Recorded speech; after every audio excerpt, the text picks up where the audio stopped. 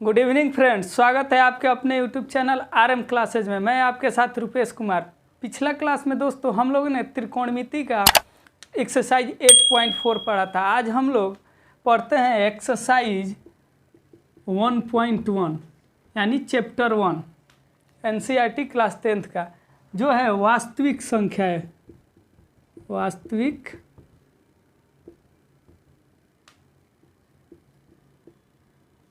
वास्तविक संख्याएं दोस्तों, हम लोग इसको बात करते हैं कि संख्याएं जो होती है ना, वो दो प्रकार की होती है। संख्याएं जो होती है वो दो प्रकार की होती है। तो जो हम लोग की पहली होती है वो होती है वास्तविक संख्याएं,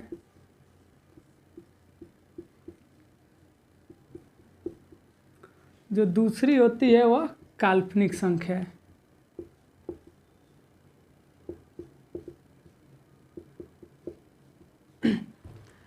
हम लोग की जो संख्याएं हो गई वो दो प्रकार की हो गई, पहली वास्तविक संख्या और दूसरी काल्पनिक संख्याएं।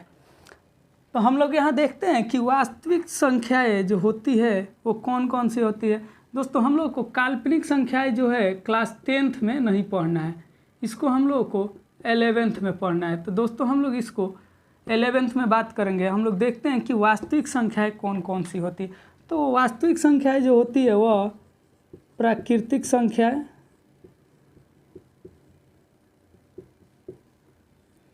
पहला जो होती है वह प्राकृतिक संख्याएं होती है, दूसरी जो होती है वह पूर्ण संख्याएं होती है।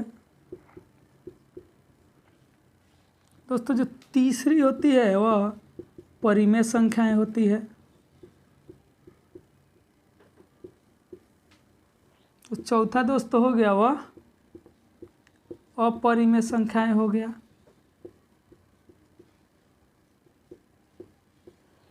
दोस्तों इसके बाद जो हम लोगों का होता है वह पूर्णांक संख्या होता है।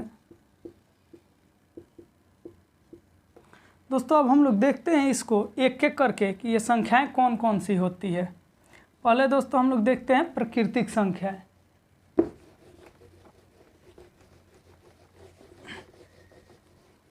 दोस्तों जो प्राकृतिक संख्याएं होती है वह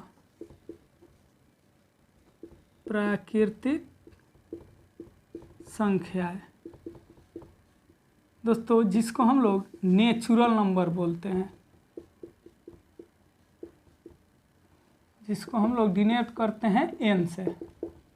दोस्तों जो प्राकृतिक संख्या है वह संख्या होती है जिन संख्याओं से हम लोग वस्तुओं की गणना कर सकते हैं, यानी जिससे हम लोग काउंटिंग कर सकते हैं, उसे हम लोग प्राकृतिक संख्याएं कहते हैं। जैसे इसका एग्जाम्पल 1 2 3 4 5 से आगे तक, जिससे हम लोग जिस नंबर से हम लोग वस्तुओं की काउंटिंग कर ले या किसी चीज़ को बता दे कि ये 1 है 2 है, उसको हम लोग बोलते हैं प्राकृतिक संख्या।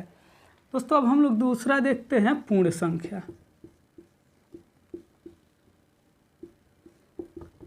जो पूर्ण संख्या होती है दोस्तों उसको हम लोग W से डिनोट करते हैं, यानी ये क्या होता है, होल नंबर। ये क्या हो गया, होल नंबर। यानी होल नंबर या पूर्ण संख्या वह संख्या होती है जो प्रकृत संख्याओं के परिवार में जीरो को ऐड कर दिया जाए, उसको हम लोग क्या बोलेंगे, पूर्ण संख्या। यानी यहाँ हम लोग W बराबर क्या हो जाएगा, 0 + n। ये क्या है दोस्तों, वो नहीं है, 0 है। यानी नेचुरल नंबर के परिवार में अगर 0 को ऐड कर दिया जाए यानी सम्मिलित कर दिया गया, यानी इसका एग्जाम्पल क्या हो गया दोस्तों, 0 1 2 3 ऐसे हो गया। यानी पूर्ण संख्या वह हुआ जिसमें हम लोग 0 को ऐड कर दिया जाए नेचुरल नंबर के परिवार में, यानी जो भी नेचुरल नंबर है उसमें हम लोग केवल 0 ऐड कर देना है तो वो क्या हो जाता है, वो पूर्ण संख्या हो जाएगा।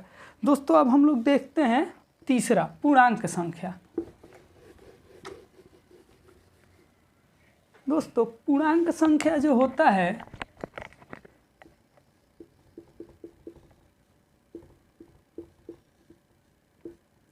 इसको हम लोग Z से डिनोट करते हैं, जिसको हम लोग इंटीजर्स भी बोलते हैं। ये संख्या दोस्तों जब पूर्ण संख्याएं को धनात्मक और ऋणात्मक में लिख दें उसको बोलते हैं हम लोग क्या बोलते हैं, पूर्णांक संख्या z, यानी ये हो गया -1, -2, -3, ये हो गया 0 हो गया, फिर -1, -2, -3, दोस्तों ये माइनस नहीं है, पॉजिटिव हो जाएगा 1 2 3 4। इसको हम लोग क्या बोलते हैं, पूर्णांक संख्या। ये नहीं, ये पॉजिटिव भी हो सकती है और निगेटिव भी हो सकती है। अब दोस्तों हम लोग देखते हैं क्या, रेशनल नंबर यानी परिमेय संख्या, यानी परिमेय संख्या अब हम लोग देखते हैं क्या होती है।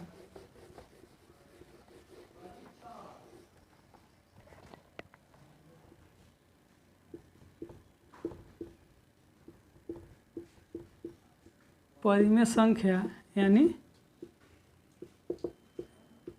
Rational number. दोस्तों रेशनल नंबर हम लोग किसको बोलते हैं, यानी परिमेय संख्या। प्रत्येक संख्या जो भी होता है उसको हम लोग p/q के फॉर्म में लिख दे, उसको हम लोग क्या बोलेंगे, रेशनल नंबर, रेशनल नंबर। लेकिन इसके लिए भी एक कंडीशन क्या है कि जो q है हम लोगों का 0 नहीं होना चाहिए, पहला कंडीशन।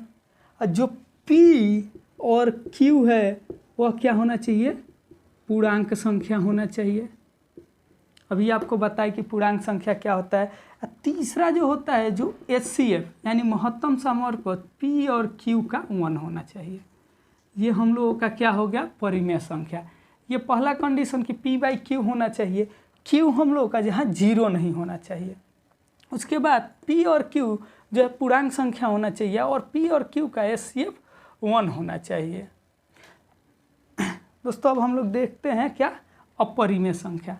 तो अपरिमेय संख्या यानी जस्ट इसका उल्टा हो गया कि वह संख्याएं जो परिमेय संख्या न हो उसको हम लोग क्या बोल देंगे, अपरिमेय संख्या। यानी यहाँ से क्या हो जाएगा, अंडर रूट जो भी अभाज्य संख्याएं होंगी उसका अंडर रूट, जैसे अभाज्य संख्या यानी √3, √5, √7, √11, ये सब क्या हो गया हम लोगों का अपरिमेय संख्या हो गया। लेकिन इसमें एक एक्सेप्शन है कि जो पाई होता है ये क्या होता है, अपरिमेय संख्या होता है, क्योंकि ये तो 22/7 यानी इस कंडीशन से तो परिमेय संख्या होना चाहिए। लेकिन पाई जो होता है ये एक अपरिमेय संख्या होता है। ये एक एक्सेप्शन केस है जिसको आप लोग को याद करना है, क्योंकि एग्जाम में हमेशा पूछता है कि पाई परिमेय संख्या है या अपरिमेय संख्या है। बच्चे यहाँ से पाई को 22/7 लिख देते हैं और ये p/q के फॉर्म में हो जाता है, और इसका आप लोग HCF भी निकालिएगा तो 1 आ जाएगा। तो बच्चे को लगता है कि ये परिमेय संख्या, लेकिन ये एक एक्सेप्शन केस है, ये एक अपवाद है कि पाई जो है अपरिमेय संख्या है। इसको हमेशा आप लोग ध्यान रखिएगा। दोस्तों अब हम लोग बढ़ते हैं आगे। दोस्तों अब हम लोग का जो है एक्सरसाइज 1.1 में ये पूछता है एक यूक्लिड विभाजन परिमेय। ये जो होता है यूक्लिड विभाजन परिमेय, इसको दोस्तों देखते हैं कि यूक्लिड विभाजन परिमेय होता क्या है, क्योंकि इसी से एक्सरसाइज 1.1 में क्वेश्चन है। तो जो यूक्लिड विभाजन परिमेय है ना, ये कहता है कि मान लीजिए कि a और b दो नंबर है, ये जो है हमेशा b से बड़ा है, ये हो गया। उसके बाद इसमें यूक्लिड के तहत a बराबर होता है BQ + R, इस फॉर्मेट में होना चाहिए, ये यूक्लिड बोलते हैं। जहाँ R जो आपका है रिमाइंडर है, यानी इसको हम लोग शेषफल बोलेंगे, और जो हम लोगों का B क्या है यहाँ पे B, तो दोस्तों B हो जाता है भागफल। ये हो गया आपका यूक्लिड विभाजन परिमेय। यानी HCF जो आप निकालिएगा महत्तम समवर्ग पद, उसको बोलता है कि यूक्लिड विभाजन परिमेय से निकालना है। जहाँ आप लोग ये बोलते हैं कि ये बराबर BQ + R, वेयर B = भागफल और R जो है आपका रिमाइंडर शेषफल है। अब इसको हम लोग देखते हैं क्वेश्चन से कि इसको यूज कैसे करना है। दोस्तों हम लोग पहले क्वेश्चन की तरफ बढ़ते हैं। तो जो हम लोग का पहला क्वेश्चन है प्रश्नावली जो है प्रश्नावली 1.1, जिसमें हम लोग का पहला क्वेश्चन बनता है, वो कहता है निम्नलिखित संख्याओं का एचसीएफ ज्ञात करने के लिए यूक्लिड विभाजन मेथड का प्रयोग करें, एल्गोरिथम का प्रयोग करें, जिसमें पहला का पहला है 135 और 225, ये 2 नंबर हो गया। इसको बोलता है कि आपको एचसीएफ निकालना है, लेकिन किसके थ्रू? तो हम लोग को यूक्लिड परिमेय के द्वारा ही निकालना है। इसको सिंपल नहीं, जो यूक्लिड बोले थे a = bq + r, उसके द्वारा निकालना है। तो दोस्तों हम लोग देखते हैं इसमें जो पहला हम लोग कंडीशन था कि ये 225 से ग्रेटर देन 135, यानी क्या हो गया, ए ग्रेटर देन बी, हम लोगों ने यही देखा था पहला। उसके बाद हम लोग क्या करेंगे, यहाँ पे लिखेंगे यूक्लिड परिमेय के द्वारा क्या हो गया, जो इसका चरण 1 होगा या स्टेप 1, ये तो हो गया आपका ये a = bq + r, इसी फॉर्म में लिखना है, ऐसे आप लोगों को कॉपी में लिखना है। उसके बाद देखिए इसको क्या करते हैं, 225 डिवाइडेड बाई 135, ये 135, 13 दूना 26, यानी 2 बार में नहीं जाएगा, ये 1 बार में जाएगा। तो कितना हो गया 135 0, ये कितना हो गया 12, 12 में से 3 गया 9, यानी कितना बच गया 90।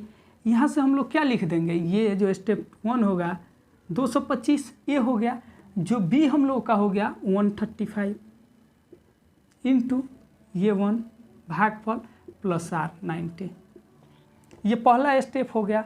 अब इसमें चरण 2 देखते हैं, जो चरण 2 होगा यहाँ से 90 को फिर 135 को, एचसीएफ तो ऐसे ही निकालते हैं, ये कितने मर्त में जाएगा, फिर 1 मर्त में, तो ये कितना हो गया 45, यानी ये कहाँ से हो गया स्टेप 2, फिर क्या लिखिएगा आप लोग, यहाँ से आ जाएगा 135, 135 बराबर क्या हो गया 90 गुणे q, यानी भागफल 1 प्लस शेषफल 45, यानी इसको आप मल्टीप्लाई करके जोड़िएगा तो ये वाला आना चाहिए।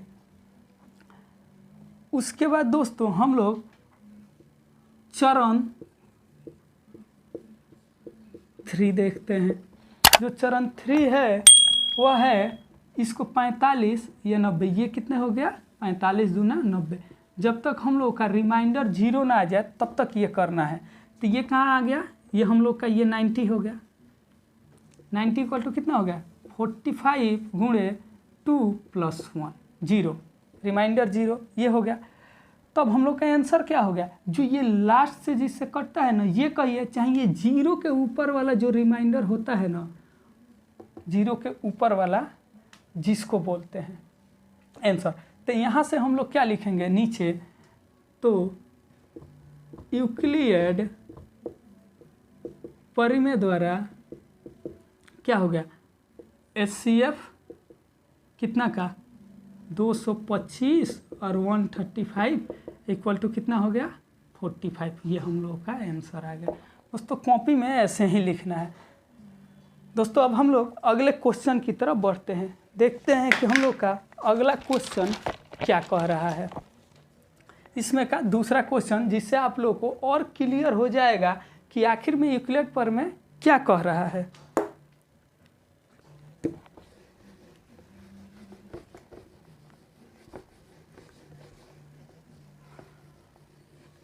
दोस्तों ये जो पहला का दूसरा नंबर क्वेश्चन है वह कह रहा है 196 और कितना नंबर दिया हुआ है 38220, इसको हमको यूक्लिड परिमेय थ्योरम से एचसीएफ निकालना है। तो पहला जो है यूक्लिड विभाजन परिमेय, यानी पहला हम लोग का स्टेप क्या है कि ये इससे बड़ा है, a is greater than b, ये हो गया। उसके बाद जो यूक्लिड विभाजन परिमेय क्या था, a = bq + r, यही था। तो ये 196 को डिवाइड कर देंगे 38220 से, तो ये क्या हो जाएगा, यानी 19 दूना 38, 380 से यानी ज़्यादा ही होगा। तो ये कितने बार में जाएगा, एक बार में जाएगा 196। तो यहाँ पे कितना हो जाएगा, 12 में से 6 जाएगा, 6 हो जाएगा, ये 7 हो गया, यानी 17। 17 में से 9 जाएगा तो क्या आ जाएगा दोस्तों, 8 आ जाएगा।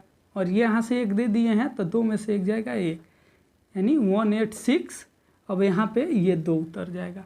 तो दोस्तों ये कितने मर्त में जाएगा, ये दोस्तों जाएगा 9 दूना 18, यानी 9 मर्त में। तो 9 मर्त में जाएगा तो दोस्तों कितना हो जाएगा, 9 6 54 5, 9 5 45, 45 कितना हो गया दोस्तों, 9 से अगर जाता है तो 9 6 54 5, 99 81 और 5 कितना हो जाएगा 86, 86 जाएगा 8 और 9 8 17। दोस्तों ये कहाँ 12 में से 4 जाएगा या 8, ये इसे 17 में से ये कितना हो जाएगा, 15 में 6 जाएगा 9 और ये 0 0। दोस्तों कितना बचा 0। दोस्तों अभी हम लोग कितने मर्त में जाएगा, ये 19 5 95 5 मर्त में, ये कितना हो गया 980, यानी 0 आ गया। तो दोस्तों ये यूक्लिड विभाजन प्रमेय से कैसे लिखेंगे, ये हो जाएगा 38220 equal to 196 multiply by 195 plus 0। ये हो गया, यही हो गया ना, 196 इंटू 95 में 0, ये बी हो गया, ये क्यू और 0।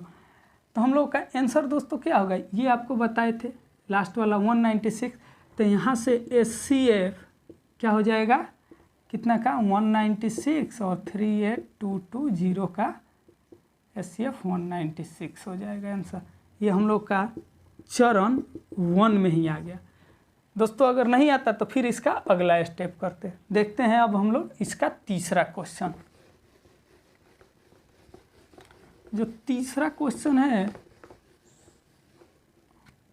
तीसरा जो क्वेश्चन है वह कह रहा है कि 867 और कितना है 255, इसका हम लोग का HCF निकालना है यूक्लिड विभाजन थ्योरम से। तो फिर हम लोग को वही काम करना पड़ेगा, A is greater than B है, A equal to BQ plus R के फॉर्म में लिख देना है। उसके बाद हम लोग का आंसर आ जाएगा। तो ये जो पहला स्टेप होगा 867 इज ग्रेटर देन 225, अब यहाँ से हम लोग क्या लगा देंगे, यूक्लिड विभाजन परिमेय, यही ना कह रहा है कि ये equal to BQ plus R। उसके बाद हम लोग देखते हैं ये कितना हो गया 255 867 से। दोस्तों तो ये कितने बार में जाएगा, ये 2 3 6, 4 बार में 25 से नहीं 3 मर्त में जाएगा। तो कितना हो जाएगा 255 गुणे 3, यानी ये हो जाएगा 765। तो ये क्या हो जाएगा 2 और ये इसमें से बाहर चल गया तो कितना होगा 15, यानी कितना हो गया दोस्तों, ये 7 में 5 गया 2, ये 6 में 6 जाएगा 0 और 1, ये हो जाएगा 102। तो यानी हम लोग का यहाँ से चरण 1 क्या हो जाएगा, step 1 867 equal to 255 into 3 plus 102। अब यहाँ से हम लोग का चरण 2 क्या हो जाएगा, ये 255 इक्वल टू, तो ये क्या हो जाएगा 102 और ये कितने बार में जाएगा 2 मर्त में, ये कितना हो जाएगा 104, यानी ये 51 सक्सेसफुल। तो ये कितना हो जाएगा 102 इंटू 2 प्लस 51। इसके बाद दोस्तों हम लोग का यहाँ से चरण 3 आ जाएगा। तो चरण 3 आएगा 102 बराबर 151/2, यानी 2 मर्त में चल जाएगा।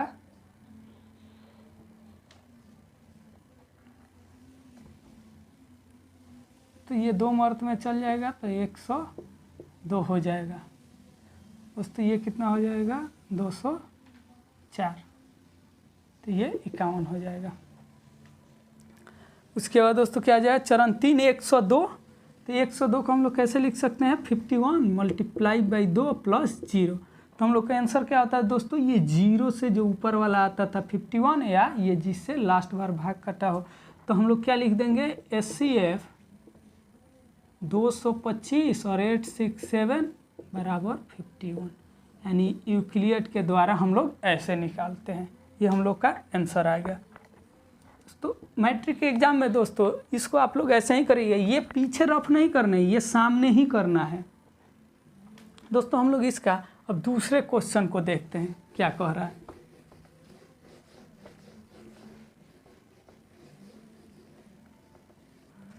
तो जो दूसरा नंबर क्वेश्चन है वह कह रहा है कि दर्शाइए कि, जो दूसरा नंबर दोस्तों क्वेश्चन है वह कह रहा है कि दर्शाइए कि कोई भी धनात्मक विषम पूर्णांक 6q + 1 या 6q + 1 या 6q + 3 या 6q + 5 जो है ये 3 के रूप में होता है, के रूप में होता है। कब होता है, जहाँ q कोई पूर्णांक हो, जहाँ q एक पूर्णांक हो। हम लोग क्या करना है कि दर्शाना है कि कोई भी धनात्मक विषम पूर्णांक इस फॉर्म में होता है, जहाँ q क्या है, एक पूर्णांक है। तो हम लोग क्या मानेंगे, माना यहाँ से लेट जो a है, a क्या हो जाएगा, एक विषम पूर्णांक है, एक विषम पूर्णांक है। दोस्तों यहाँ पे हम लोग को लॉजिक यानी क्या लगाना है, मान के चलिए कि जो हम लोग का यूक्लिड था विभाजन वो क्या था, a = bq + r। तो ये क्या है 6q + 3, 6q + 1 जो भी है 6q + 1, 6q + 3, 6q + 5, यानी इस फॉर्मेट में है bq + r, यानी b = क्या हो जाएगा दोस्तों, ये 6 हो जाएगा। जो हम लोग ये विषम पूर्णांक मान रहे हैं वो क्या है, 6 से तो बड़ा है। उसके बाद ये क्या हो जाएगा, हम लोग का b जो हो जाएगा क्या हो जाएगा, 6 हो जाएगा, अर्थात b = क्या हो जाएगा, 6 हो जाएगा। जो r होगा वो तो 6 से छोटा ही होगा, क्योंकि यूक्लिड क्या बोलता है, a = b। तो जब हम लोगों का b 6 है तो a क्या होगा, ये बोल रहे हैं r क्या होगा, वो 6 से कम ही होगा, शेषफल से कम होगा। तो हम लोग का यहाँ से r = क्या ले लेंगे, 0, 1, 2, 3, 4 और 5। यहाँ से हम लोग का ये आ जाएगा, r आ जाएगा। अब हम लोग देखते हैं केस 1। जो हम लोग का केस 1 बनेगा r = 0। तो क्या था, a = bq + r। तो जो हम लोग क्या है, a = bq + r, यानी इस कंडीशन में हम लोग क्या ले लेंगे, हम लोग का ये यूक्लिड हो गया, a = bq + r। तो हम लोग क्या था 6q + 1, तो ये = क्या हो जाएगा 6q, r क्या हो गया 0 हो गया। तो दोस्तों ये हम लोग का जो q है a = 6q हो गया। तो जो q है क्या है, सम संख्या यानी सम पूर्णांक है। यानी क्या होगा, कोई भी पूर्णांक संख्या है, कोई भी पूर्णांक संख्या अगर हम लोग उसमें सम संख्या यानी 6 से मल्टीप्लाई करेंगे तो वो आपका क्या आएगा, वो सम संख्या ही आएगा। अब लोग हम देखते हैं दोस्तों केस 2, जब हम लोग r = 1 रखते हैं तो यानी यहाँ से क्या हो जाएगा, r = 1। तो क्या था यूक्लिड वाला फार्मूला, a = bq + r, यही था। तो हम लोग r = 1 रखेंगे तो क्या हो जाएगा 6q + 1, ये आ गया। तो ये a 6q + 1, यानी ये क्या हो गया, विषम संख्या हो गया, क्योंकि इसमें 1 ये क्या हो गया, सम संख्या ये है और ये क्या है, विषम संख्या है। तो सम प्लस विषम क्या होता है, विषम संख्या के रूप में आ गया। अब हम लोग केस 3 लेते हैं। जो केस 3 होगा आर क्या हो जाएगा, हम लोग को 1 ले लिए, अब 2 लेंगे तो क्या हो जाएगा दोस्तों, a equal to 6Q plus r के जगह 2 है। तो ये क्या है, सम है और ये भी हम लोगों का सम है। तो सम प्लस सम यानी सम का रूप आ गया। अब हम लोग देखते हैं केस 4। तो 3 हो गया और ये उसके बाद आ गया केस 4, आर इक्वल टू 3। तो आर इक्वल टू 3 है तो यानी ए इक्वल टू क्या हो गया, 6Q प्लस 3। तो ये क्या है, ये एक सम संख्या है, क्योंकि ये सम है 6, ये पूर्णांक संख्या है तो ये सम ही होगा और ये विषम हो गया। यानी सम प्लस विषम क्या हो जाएगा, विषम का रूप हो गया। ये केस 4 हो गया। उसके बाद हम लोग का आता है केस 5, आर इक्वल टू 4। तो क्या हो जाएगा, a equal to 6Q plus r यानी 6Q प्लस 4। तो ये भी सम और ये भी सम, यानी क्या हो गया, सम आ गया, सम और ये भी सम, यानी क्या आ गया, सम का रूप आ गया। उसके बाद हम लोग क्या प्रूफ करना था, केस 6 क्या है, आर इक्वल टू 5। तो ए इक्वल टू 6Q प्लस 5। तो ये सम और ये विषम, तो ये क्या हो जाएगा दोस्तों, विषम, ये विषम का रूप आ गया। ये हम लोगों ने पांचों केस देख लिया। अब दोस्तों हम लोग इसका कंक्लूजन कैसे लिखेंगे वो देखते हैं। तो दोस्तों यहाँ से क्या हो जाएगा, समीकरण जो भी हम लोग का केस 1 2 लिए थे, 1 2 ये 3 जो भी है, ये 3 से स्पष्ट है कि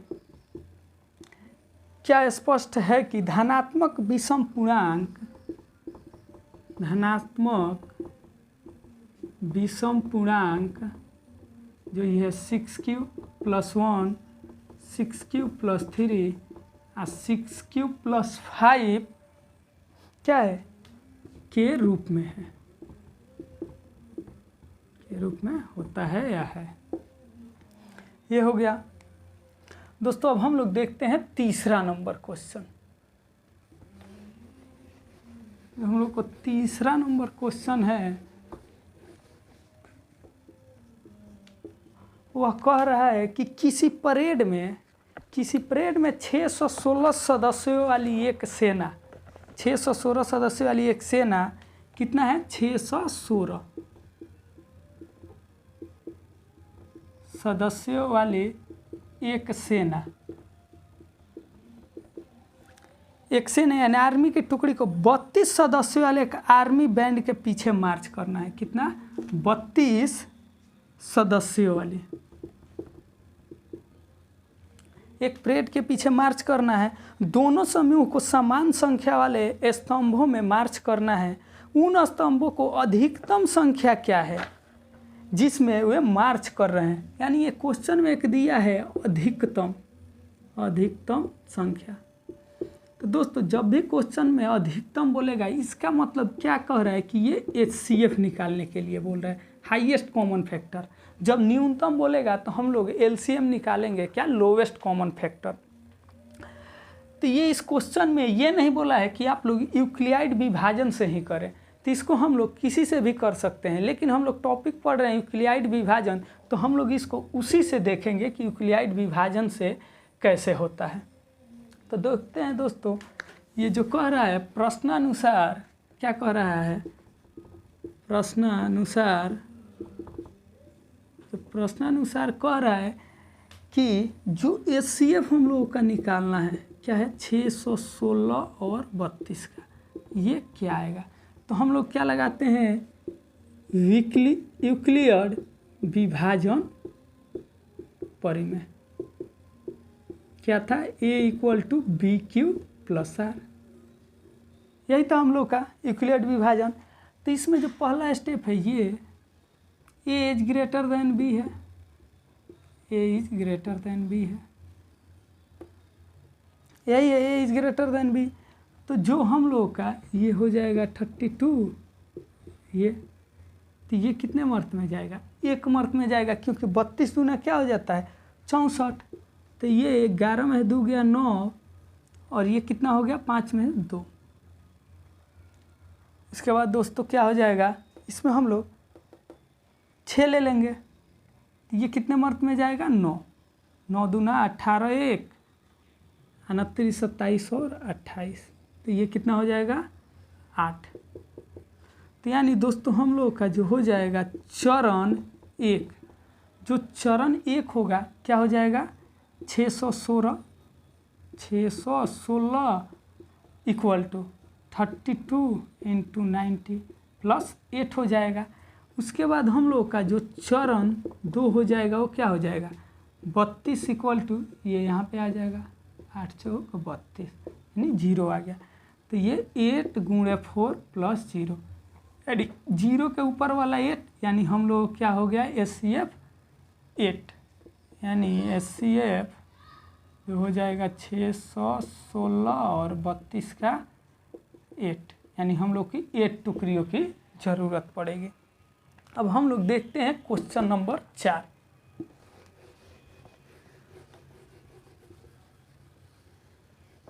हम लोग का क्वेश्चन नंबर 4 है, वह कह रहा है कि यूक्लिड विभाजन परिमेय का प्रयोग करके दर्शाइए कि किसी धनात्मक पूर्णांक के वर्ग किसी पूर्णांक m के लिए जो है 3m या 3m + 1 के रूप का होता है। यानी इसका हम लोग को वर्ग करके दिखाना है। कह रहे किसी पूर्णांक, धनात्मक पूर्णांक का वर्ग, जो भी धनात्मक पूर्णांक है उसको वर्ग करके उसके बाद बताना है। तो मानव पूर्णांक a के लिए हम लोग बोलते हैं, सॉल्यूशन करते हैं, मानव पूर्णांक a के लिए मान लेते हैं पूर्णांक a के लिए क्या हो जाएगा, यहाँ b = 3, यहाँ से क्या हो जाएगा a = bq + r, यही था हम लोग का यूक्लिड। तो ये क्या दिया हुआ है 3m + 1, यानी ये जो 3 है यहाँ b है, यहाँ पे जो पहला है 3m, यानी r यहाँ पे क्या है 0 है, तो b = 3 ले लेंगे। तो अर्थात इसका मतलब क्या हुआ, यही ना हुआ कि r = 0 और 1 होगा, इससे कम होगा। अब हम लोग देख लेते हैं यूक्लिड विभाजन के द्वारा, क्या है यूक्लिड विभाजन परिमेय क्या था, a = bq + r, यानी पहला केस क्या r = 0 ले लेना है। तो क्या हो जाएगा यहाँ से a = 3m + 0, a = 3m, यही होगा। दोस्तों हम लोग का यहाँ पे नहीं हुआ, ये क्या बोला था वर्ग करके दिखाना है। तो हम लोग क्या बोलेंगे, दोनों तरफ स्क्वायर, यानी वर्ग करने पर, तो क्या हो जाएगा a² = 9m², इसको स्क्वायर करेंगे। तो दोस्तों इसमें a² अगर हम लोग यहाँ से 3 कॉमन ले लेंगे 3m, तो क्या हो जाएगा यहाँ पे 3m हो जाएगा, यही हो जाएगा ना, 3m ले लें, चाहे 3 कॉमन ले लें और 3m² ले लें यहाँ पे, और यहाँ पे लेट क्या मान लें m = 3m², तो ये क्या हो जाएगा a² = 3m, यानी इस रूप में आ गया। पहला a² = 3m हमने प्रूफ कर दिया। अब हम लोग लेते हैं केस 2। जो केस 2 है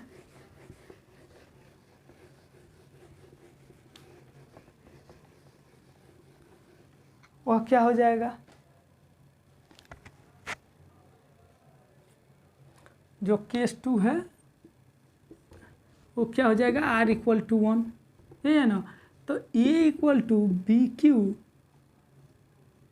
bq + r, तो क्या हो जाएगा a = 3m + 1।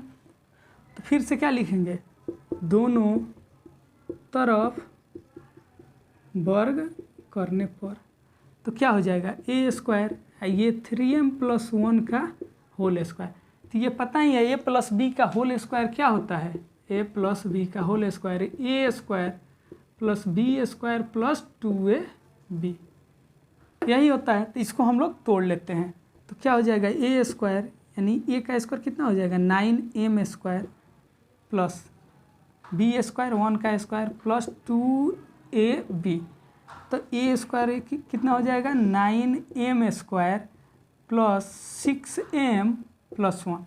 दोस्तों अब हम लोग यहाँ से 3 कॉमन ले लेते हैं। यहाँ से जब हम लोग 3 कॉमन ले लेंगे तो क्या हो जाएगा, ए स्क्वायर जो हो जाएगा 3 कॉमन ले लेंगे तो ये कितना हो जाएगा 3m square plus 2m plus 1। अब यहाँ पे हम लोग क्या मान लेंगे, यहाँ पे let 3m square plus 2m equal to m, यानी क्या हो जाएगा a square equal to 3m plus 1, यानी इस फॉर्म में आ गया, इस रूप में। पहले ये आया फिर ये 3m प्लस 1 के रूप में आ गया। अब हम लोग लेते हैं केस 3। जो हम लोगों का केस 3 है वो क्या है, r इक्वल टू 2 है। जो केस 3 है वो क्या आ जाएगा, r इक्वल टू 2। तो क्या था, a equal to B Q plus r, तो a equal to B Q यानी 3m प्लस 2, यही हो गया। अब हम लोग क्या करेंगे, इसको स्क्वायर कर देंगे बोथ साइड, यानी दोनों तरफ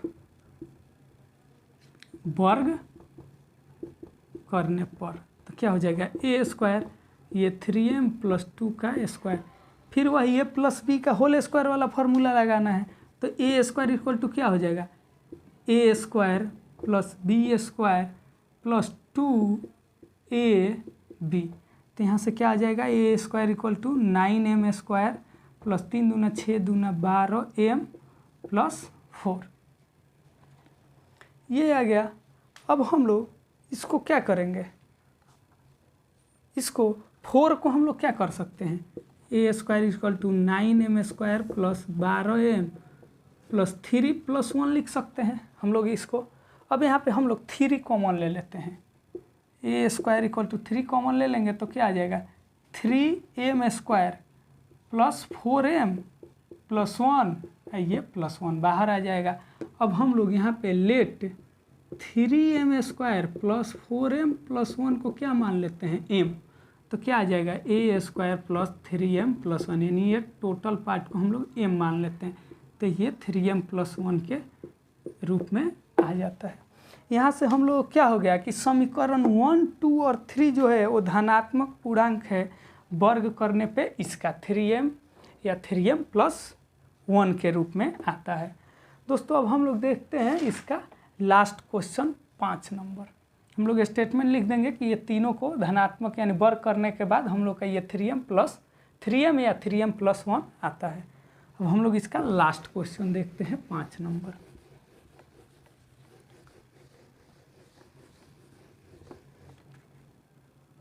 जो 5 नंबर हम लोग क्वेश्चन है वो कह रहा है कि यूक्लिड विभाज्य परिमेय करके दर्शाइए कि किसी धनात्मक का, इसमें क्या कर रहा है, उसमें पूर्णांक था, इसमें क्या है क्वेश्चन में आप लोग को घन करना है यानी क्यूब करना है।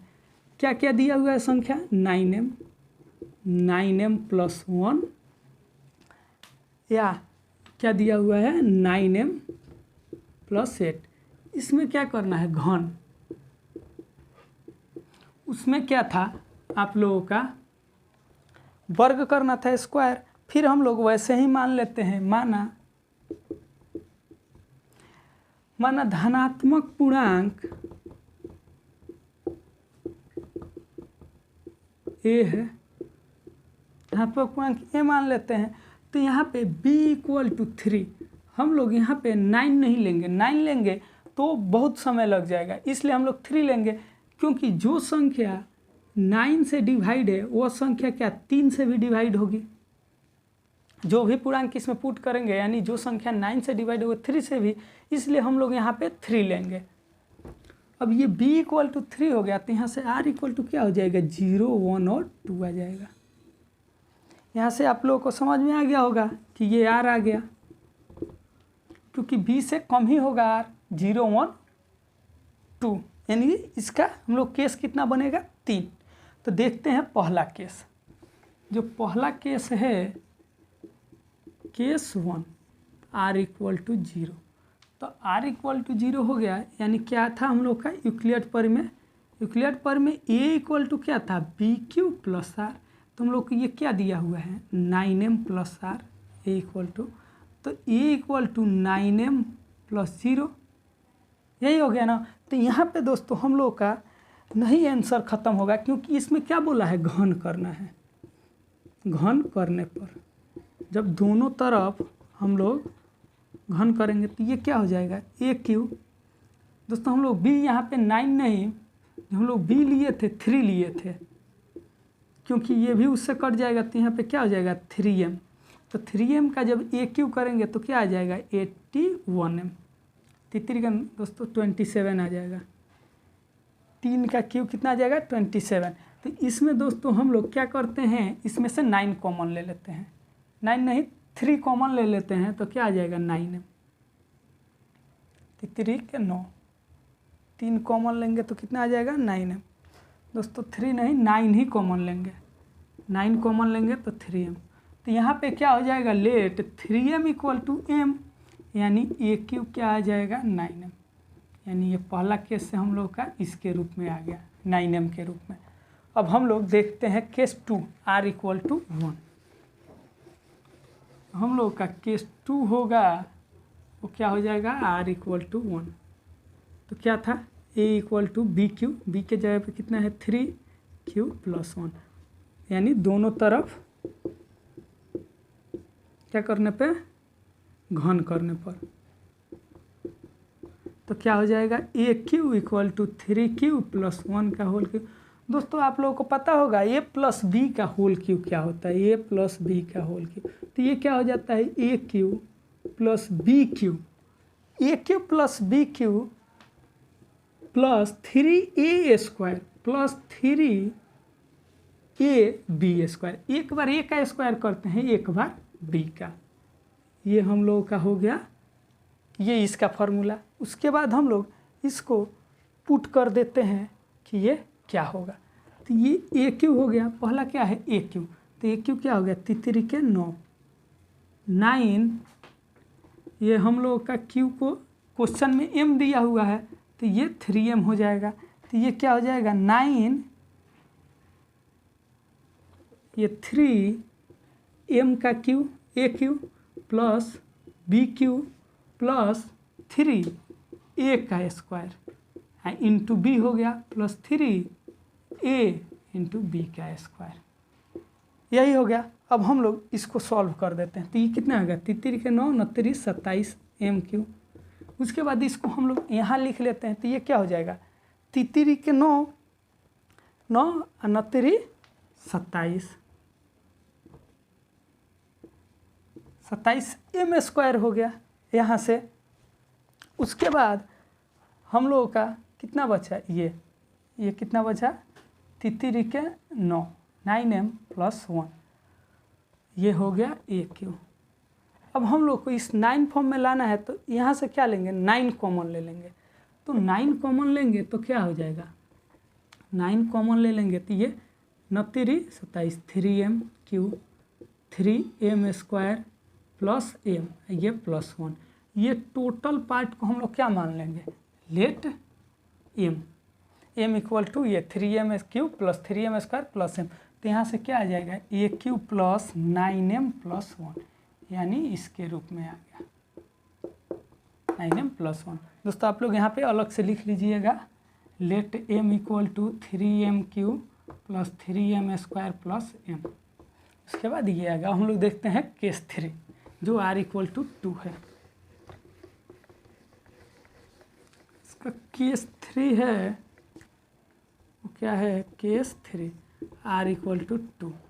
तो जो हम लोग का a equal to B Q plus R यही था। तो a इक्वल टू क्या आ जाएगा 3m plus r equal to 2, यानी क्या हो जाएगा दोनों तरफ घन करने पर। तो क्या हो जाएगा ये a cube equal to 3m plus 2 का होल क्यू। अब इसको हम लोग इस फार्मूले पे पुट कर देंगे तो हम लोग का आ जाएगा। तो देखते हैं कैसे पुट करेंगे। तो ये जो ए क्यू हो जाएगा, ये पहला ए क्यू यानी कितना हो गया, 3 के 9 9 3 27 M Q plus B Q, तो 2 दूना 4 यानी 8 हो गया। उसके बाद क्या था, 3a स्क्वायर बी, 3 हो गया, ए स्क्वायर कितना हो गया, 3 के 9 स्क्वायर। इसके बाद क्या है, बी है, बी यानी 2 प्लस कितना हो गया, 3a हो गया इंटू ये 2 का स्क्वायर यानी 4। तो यहाँ हम लोग से ए क्यू क्या हो जाएगा, 27 एम क्यू प्लस यहाँ से स्क्वायर, तो ये कितना हो जाएगा, 29 27 और 27 दूना कितना हो गया, 9 दूना 18, 18 तिहाई 54, 54 एम स्क्वायर हो गया। और प्लस ये कितना हो गया, 4 तिहाई 12, 12 तिहाई 36 एम प्लस 8। दोस्तों इसमें हम लोग 9 कॉमन ले लेंगे, तो क्या आ जाएगा, 9 29 27 3 एम क्यू, 9 6 54, 9 6 54, आइए 9 4 36, आइए प्लस 8, ये हो गया। तो दोस्तों यहाँ पे हम लोग क्या करेंगे, let 3 M Q plus 6 M square plus 4 M equal to M मान लेंगे, ये टोटल का पार्ट एम।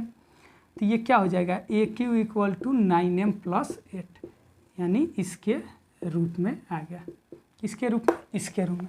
तो हम लोग क्या लिख देंगे यहाँ से, ये हम लोग का मतलब ये प्रूफ हो गया, यानी 9m प्लस 1 और 9m प्लस 8 किसी भी पूर्णांक का अगर क्यू करते हैं तो इस रूप में आएगा। दोस्तों हम लोग का एक्सरसाइज यानी प्रश्नावली 1.1 में यही क्वेश्चन थे 5। दोस्तों अब मिलते हैं अगले सेशन में, इसके अगले पार्ट में एक्सरसाइज 1.2 में। अगर सेशन अच्छा लगा है तो इसको लाइक और शेयर करना ना भूलें। अगर हमारे चैनल पे नए हैं तो सब्सक्राइब कर लें, क्योंकि अगला क्लास जो भी होगा बहुत ही इम्पोर्टेंट है, तो उससे आप लोगों को नोटिफिकेशन मिल जाएगा। अभी के लिए इतना ही, धन्यवाद।